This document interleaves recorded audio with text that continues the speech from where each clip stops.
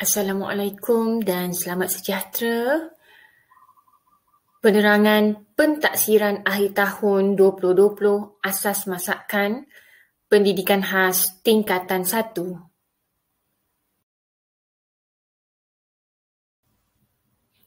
Suka cikgu nak mengucapkan tahniah kerana semua murid cikgu telah menduduki pentaksiran. Jadi, pada hari ini, cikgu akan memberikan penerangan bagi soalan yang murid tidak dapat jawab dengan tepat. Jom tengok soalan tersebut dan belajar. Soalan nombor 4. Okey, alatan penyimpanan hidangan sejuk adalah tanda pada kotak dan jawapan yang tepat 2 kotak saja. Jadi kalau lihat pilihan jawapan di situ, jawapan yang tepat ialah kotak ais dan juga peti sejuk. Termos minuman adalah untuk hidangan panas.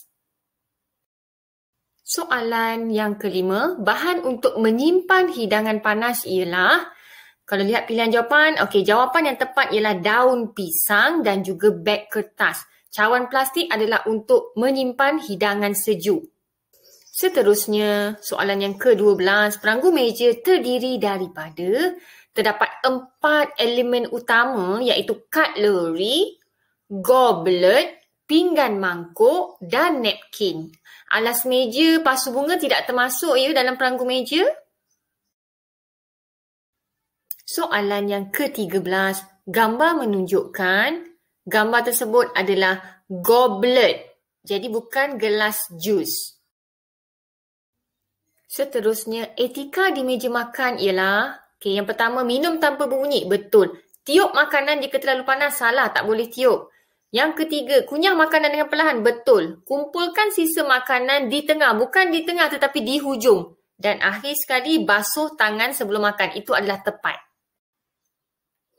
Soalan yang ke-23, butter ialah campuran tepung dan cecair seperti air. Betul. Lemak bukan ya.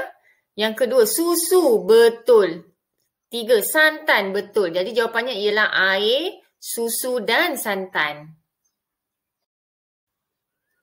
Seterusnya, yang ke-24, hasil masakan butter pekat ialah cucuk ikan bilis. Betul. Kuih lompang, itu salah sebab dia adalah butter cair. Pisang goreng betul, scone titis betul, kuih rengas betul. Jadi, sekian sahaja.